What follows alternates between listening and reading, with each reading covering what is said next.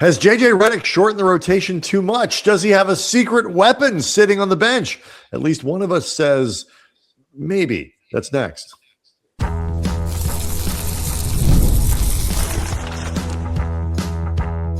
You are Locked On Lakers, your daily Los Angeles Lakers podcast, part of the Locked On Podcast Network, your team every day.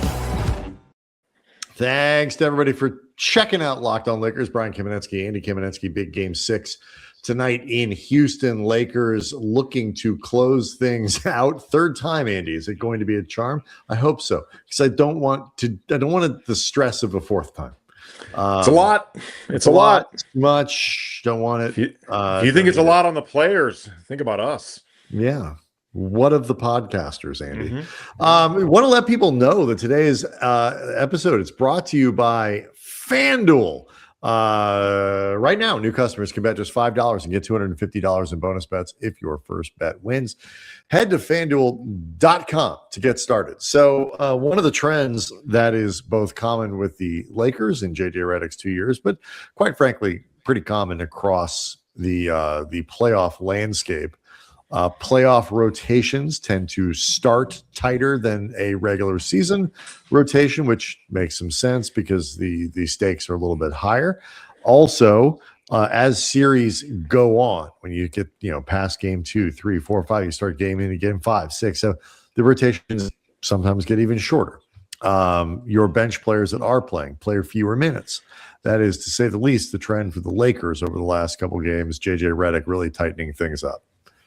Yeah, I mean, we're seeing it a lot, by the way, on the Houston side as well. The 5 starters for Houston all played 31 minutes or more. And in the case of Tari Eason, who played only 31, that was foul trouble as opposed to strategy by Ime Udoka. He played 3 other guys 18 minutes or fewer. Again, I think a lot of their minutes were dictated by Tari Eason's foul trouble. In the case of the Lakers, 6 guys played 31 minutes or more, including Austin Reeves in his first game back. And then you have 3 guys 10 minutes or fewer, Jackson Hayes with 10, Jake LaRavia 9, Jared Vanderbilt 6. As we thought would be the case, Bronny James out of the rotation with Austin back. Yeah, and I wasn't expecting somebody like Jared Vanderbilt, for example, to play 20 minutes a night, but you thought he might get more than 6. And he has to some, some of it is, I think, the sort of the trending of it. In the case of Jake LaRavia, it's, the trend is his play hasn't been very good. He's not playing well. And, it's very difficult. It's very challenging to give players who are really struggling a lot of minutes in the playoffs, especially when they're not, LeBron struggles. He's going to play 40 minutes a night because he's LeBron. What else are you going to do? Reeves, not on the injury report. He's going to start on Friday. He's going to play 40 minutes if his body lets him, and he's up for the task. He's going to play 40 minutes, whether he's 11 of 20, 11 of 20 or 5 of 20. He's going to play those minutes. That doesn't hold true for somebody like LaRavia. It doesn't hold true for somebody like Vanderbilt, both of whom have been also kind of victimized by the team's biggest problem in this series being offense, not defense. If they were getting lit up like a Christmas tree, you might see those guys playing more. That's not the issue. The issue is they can't score. Well, this gets back to the 2023 playoffs where Jared Vanderbilt, especially against the Denver series in the Western Conference Finals, and there was a line of thought that Vando was getting played out of the series. And my thought was always, no, Vando isn't getting played out of the series as much as the other guys are taking Vando off the court. Everybody stopped making shots. And those guys can't go off the court because you still need the possibility of them scoring. But then the guys who you really feel like, no, really, they're not going to score. That's not even why you would put them on the floor in the first place. They're the ones that start losing time in the rotation. And I think we're seeing that right now with Vando, with LaRavia, with Jackson Hayes. The matchup isn't great for Hayes on top of it, particularly if Şengün is playing a lot the last few games. Şengün, if nothing else, has figured out how to play when defended by Jackson Hayes. I think Ayton has still been quite effective against him, but Hayes is a riddle that Şengün's figured out. And there's a premium right now on scoring. The Lakers need to find sources of scoring somewhere. And Vando, LaRavia, and Hayes don't feel like obvious candidates for it. No, I mean, like Hayes, for example, offensively can only really do one thing. And if that one thing either isn't available or, it's tougher to come by, which is, lob and, score that way. I guess 3-pointers. Didn't miss a 3 in the regular season. So let's not sell him short there. But like, if those things aren't available, Jackson offers less utility, whereas Ayton is, has been an effective screen and roll partner, but you can also pop him out to the elbow and he can hit on the short roll and, a little pop and stuff. So he's just got a lot more versatility to his game. Vanderbilt and LaRavia, like, I get what you're saying. Like they're not being played off the court in the sense that, like, in the way that people sort of commonly talk about it, but their total lack of skill set on that one side of the ball is playing them off the court. They're not struggling. They're not struggling within their wheelhouse. The problem is the whole wheel is falling apart. So right. They're just too specific. I mean, that's why. Right. Exactly. It's Vando is a tricky proposition, but you can't have too many non-scorers on the floor at the same time. LaRavia at least has, of those 3 guys, is the guy most likely to be able to put up a decent offensive performance, but he is in a bad way. And from a shooting standpoint, it's been in a bad way for now really most of the season. You can't play 5 guys. Well, you can, but we learned you shouldn't. Well, they're going to play 6. There's 6 guys, the 5 starters in Kennard. I don't expect any of those guys to not play real minutes. No, they're going to play 30s, anywhere from 35 to 42, 43 minutes, depending on the flow of the game. Kennard could play, closer to 30. And Ayton, who it's a little bit more matchup dependent and stuff like that. But your 3 principals are going to play a ton. Rui's going to play a ton, all that stuff. So we'll see. And then, where do the Lakers get any production from that part of the roster, if they can get any at all? You, Andy, have an unconventional thought about this. We'll get to it next. Locked On Lakers is brought to you by DoorDash. Postseason's heating up. DoorDash has a way to keep fans in their bag all the way through, whether you're watching the highlights, the tunnel fits, or just your favorite player. DoorDash makes the entire season more fun because every player has their bag. With DoorDash, fans have one too. DoorDash keeps your snacks stocked, the gear fresh, the watch party vibes on point. There are nights when your team stresses you out. Laker fans can relate right now. Let DoorDash become your post-game therapy. Sometimes you just need dessert. Like now, you need to eat your feelings. And if the group chat says pull up, DoorDash keeps you prepared. You can even order a phone charger from DoorDash for the friend that is an idiot. He's always at 2%. Don't eat it. Don't eat it. Public service announcement. From tip-off to overtime, stay in your bag and order on DoorDash. Get snacks, gear, drinks, whatever gets you through the season, delivered right to your door. DoorDash in your bag all season long.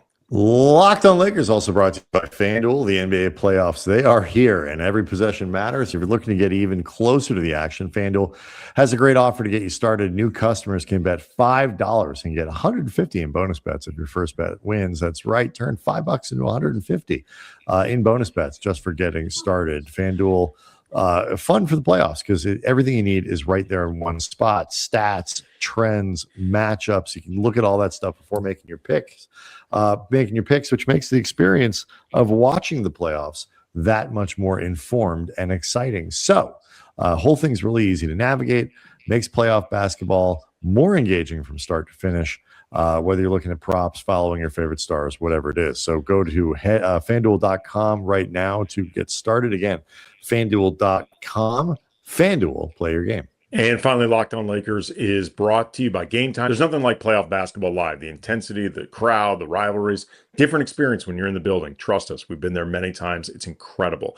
The NBA playoffs are where unforgettable moments happen, and being there in person, it hits different. Game Time makes it incredibly easy to find tickets, even for those hard-to-get playoff games just a few taps. And with the game time guarantee, you know you're getting 100% authentic tickets on time at the best price. The price you see is the price you pay, fees included. So no surprises at the checkout. No, wait, what was I just charged for? And the zone deals are awesome. If you want to save, you just pick the section, game time picks your seat, still get a great deal. And with the lowest price guarantee, ticket coverage, you can feel confident every time you're buying tickets. Take the guesswork out of buying tickets with Game Time. Download the Game Time app, create an account, use the code LOCKEDON for $20 off your first purchase. Terms apply. Again, create an account, redeem the code LOCKEDON for $20 off. Download the Game Time app today.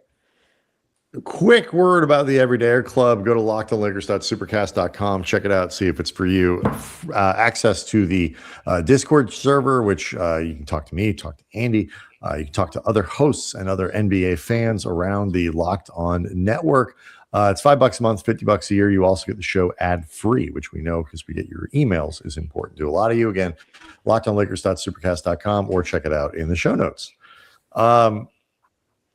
The Lakers bench, as we discussed going into the series, not exactly super deep, not filled with premium scorers. They did get some decent fill-in minutes, in Reeves's absence from Bronny, which was a nice story earlier in the series. But of course, Reeves coming back kind of eats up those minutes. It's a little tricky to figure out where JJ Redick might go to generate something, change the dynamic a little bit. But you have an idea. Well, I mean, first of all, you're looking for something specific, because it's not just that you're not getting bench scoring, you're not getting scoring. They're not getting enough consistent scoring, period. Even from the starters, much less the entire roster. So in trying to identify where you could maybe get some quick points, I think it could be worth trying Nick Smith Jr. for a shift. It's basically why he's on the playoff roster to begin with, because when you didn't know when Austin was going to be back, and we still don't know when Luka was going to be back, the thought process was you could use another ball handler, but also you may need sources of scoring. That is what Nick Smith does. And so it's clear, I'm not looking for Nick Smith to get 15, 20 minutes, to become part of the rotation. What I'm hoping for is that maybe you put him in there against Houston's reserves, who they can defend, but what they don't do is score. So he can possibly outpace those guys if he can hit a few shots, maybe draw a couple fouls, something like that. Put him in for 7 or 8 minutes. He scores 6 points. That will feel like a boost. And that might actually be a big enough boost to help outpace what Houston has been doing. They're not really scoring much either. You had mentioned before, the idea of a secret weapon, and I know you're being facetious, but I'm looking to identify a problem. And if Nick Smith feels like a reach, to some degree he is. But a few years ago, Lonnie Walker felt like a reach. Lonnie Walker had that one game against Golden State. We refer to it as the Lonnie Walker game, the playoff game. He didn't really do much before that. He didn't really do much after that. But for that one game, he provided what was desperately needed, and the Lakers, frankly, are desperate for scoring. Nick Smith Jr. is a desperate move, but it's not an illogical move. So that's why, and especially, too, with your primary guys clearly dealing with some level of fatigue, you need to find somebody who can help offset that as well, in addition to provide some of the scoring. So I would like to see JJ, particularly if after, say, the first quarter or so, the offense isn't quite clicking, I would be open to giving him a shift and see how it looks. I will say this: I don't love the idea. Who said I loved it? True. It's not what I would not break the glass on the Nick Smith emergency, fire alarm yet. I get what you're saying, and I think the underlying logic of it is sound in terms of diagnosing what the problem is and trying to figure out ways to address it. I don't think it's impossible. You could theorize, especially if Kennard, for example, comes out cold or something like that, and he'll come off the bench, but if he's not looking comfortable, can't get, like, maybe you do get somebody like Smith versus Kennard, not the shooter, but obviously much more handle, is able to put the ball on the ground a little bit and try to get to the basket. I could see it, but I think what it really gets to is this need, like they need to find another way to score, whether that's changing the personnel. And I say no to this idea as much because I just don't think Smith walking into game 6 against that defense is going to have very much success, and a lot can go wrong in 6 or 7 or 8 Nick Smith possessions or whatever. But they got to change something. We talked about Kennard at length for Friday's full show, the big show, and trying to figure out, okay, if Amin Thompson's going to spend a lot of time on him, well, we need to make Kennard a credible threat here. So, like, what can we do? Do we add complexity to our off-ball movements? Do we simplify our off-ball movements? Do we give Reeves space to get in the lane?